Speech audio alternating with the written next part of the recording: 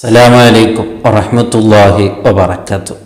ബഹുമാനപ്പെട്ട അനസ് ഇബ്നു മാലിക് റളിയല്ലാഹു അൻഹു പറയാണ്, ഒരു ദിവസം മുത്തുനബിയോട് പഠിപ്പിക്കുകയാണ്, അദ്ദുആഉ ലാ യുറദ്ദു ബൈനൽ അദാനി വൽ ഇഖാമത്തി. ഒരു മനുഷ്യൻ, ഒരു മുഅ്മിൻ ബാങ്കിൻ്റെയും ഇഖാമത്തിൻ്റെ ഇടയിൽ അവൻ ദുആർക്കുകയാണെങ്കിൽ ആ ദുആ ഒരിക്കലും തട്ടപ്പെടുകയില്ല, അല്ലാഹു സ്വീകരിക്കാതിരിക്കില്ല. തീർച്ചയായും അതിന് ഇജാബത്തുണ്ട്, തീർച്ചയായും അതിന് ഉത്തരമുണ്ട് എന്ന് മുത്തുനബി പറയാണ്. ഇങ്ങനെ പറഞ്ഞപ്പോൾ സ്വഹാബാക്കൾ മുത്തുനബിയോട് തന്നെ ചോദിക്കുകയാണ്, യാ റസൂലല്ലാഹ്, ആ സമയത്ത് നമ്മൾ എന്താണ് കൂടുതൽ ചോദിക്കേണ്ടത്? മുത്തുനബി പറഞ്ഞു, ബാങ്കിൻ്റെയും ഇഖാമത്തിൻ്റെ ഇടയിൽ നിങ്ങൾ ധാരാളം ദ്വാരക്കുക, ദ്വാരനാൽ ഉത്തരം കിട്ടുമെന്ന് പറഞ്ഞപ്പോൾ മുത്തുനബിയോട് തന്നെ അവർ ചോദിക്കുകയാണ്, യാ റസൂലല്ലാഹ്, നമ്മൾ ആ സമയത്ത് കൂടുതൽ ചോദിക്കേണ്ടത് എന്താണ് നബിയെ? അപ്പോഴാണ് മുത്തുനബി പറഞ്ഞൊരു വാക്കുണ്ട്, അല്ലാഹ അൽ ആഫിയ ഫി ദുനിയ വൽ ആഖിറ. വല്ലാത്തൊരു ചോദ്യമാണ്. നിങ്ങൾ പണം ചോദിക്കുക, സ്വർഗം ചോദിക്കുക, നരകത്തിനകത്തുള്ള രക്ഷ ചോദിക്കുക, ഖബറിന്റെ വിജയം ചോദിക്കുക, മരണത്തിന്റെ വിജയം ചോദിക്കുക, ഇങ്ങനെ എന്തെല്ലാം ചോദ്യങ്ങളില്ലേ? എന്നിട്ട് പോലും മുത്തുനബി പറഞ്ഞത് നിങ്ങൾ റബ്ബിനോട് ചോദിക്കേണ്ടത് ആഫിയത്താണ്. ആഫിയത്ത് ദുനിയാവിന് വേണം, ആഖിറത്തിന് വേണം. അത് കിട്ടിയില്ലെങ്കിൽ പിന്നെ ഒന്നും കിട്ടിയിട്ട് കാര്യമില്ലല്ലോ. വല്ലാത്തൊരു വാക്കാണ്. റബ്ബിനോടൊന്നും ചോദിക്കേണ്ട ഒരു ചോദ്യമാണ്.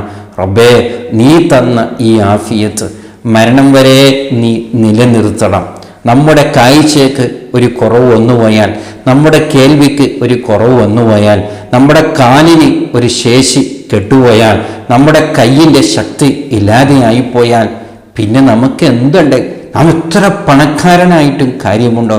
നോക്ക്, എത്രയോ ആൾക്കാരുണ്ട് ഇന്നലെ വരെ നല്ല റാഹത്തോടു കൂടെ, നല്ല ഇസ്സത്തോടു കൂടെ, നല്ല സന്തോഷത്തോടു കൂടെ സ്വന്തം കാര്യങ്ങളൊക്കെയും സ്വന്തത്തിൽ ചെയ്തിരുന്നവൻ, അതേ ഈ പിറ്റേ ദിവസം അതാ അവനിക്ക് ഒന്ന് ടോയ്ലറ്റിൽ, മറ്റുള്ള കാര്യങ്ങളൊക്കെ പോകട്ടെ, ഏറ്റവും വലിയൊരു ആവശ്യമാണല്ലോ ടോയ്ലറ്റിൽ പോവാം.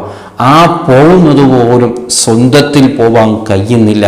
മറ്റൊരാൾ കൈപിടിച്ചാലേ, മറ്റൊരാൾ കൊണ്ടുപോയാലേ, മറ്റൊരാളുടെ സഹായമുണ്ടായാലേ ഇദ്ദേഹത്തിന് ഇന്ന് കാലൊന്നും നിലത്തിൽ ഊരി വെക്കാൻ കഴിയുകയുള്ളൂ. അങ്ങനെയൊക്കെ അല്ലാഹു നമ്മെ പരീക്ഷിക്കും.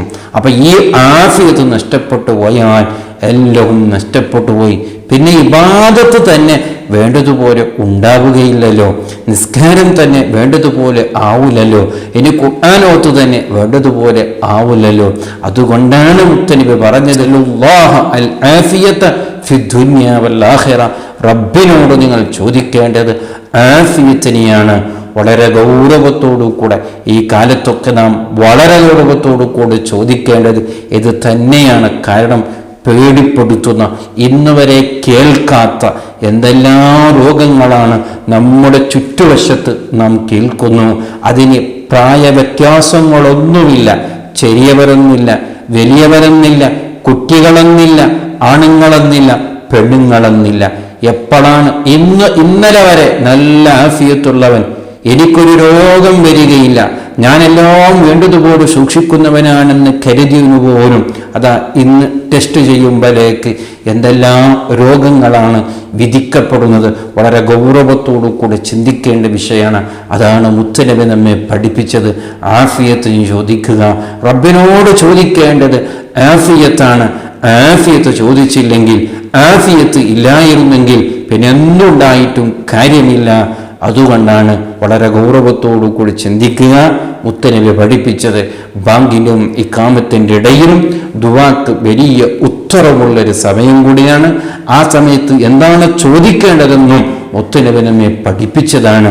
ഇനി ഒരിക്കലും പോലും അങ്ങനെ ഒരു അവസരം നാം നഷ്ടപ്പെടുത്തത്. നമ്മുടെ ജീവിതത്തിൽ എത്രയോ ആ സമയങ്ങൾ നഷ്ടപ്പെട്ടു പോയിട്ട് ദിവസത്തിൽ 5 തവണ ഈ വലിയൊരു ദുആക്ക് ഇജാബത്ത് കിട്ടുന്ന സമയം എല്ലാ ദിവസം കടന്നു പോകുന്നുണ്ട്.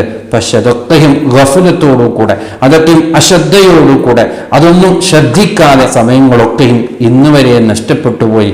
പക്ഷേ ഇനി അത് നഷ്ടപ്പെടരുത് എന്നുള്ള നിർബന്ധ ബുദ്ധിയോടുകൂടെ, വളരെ ഗൗരവത്തോടുകൂടെ ആ സമയത്തിനെ കാത്തിരുന്നു കൊണ്ട് റബ്ബിനോട് ചോദിക്കണം. അല്ലാഹു സുബ്ഹാനഹു വ തആല മരണം വരെ, ഈ ദുനിയാവിൽ ജീവിക്കുന്ന കാലം വരെ അല്ലാഹു തന്ന ഈ ആഫിയത്ത് നല്ല റാഹത്തോടു കൂടെ അവൻ നിലനിർത്തി തരുമാറാവട്ടെ.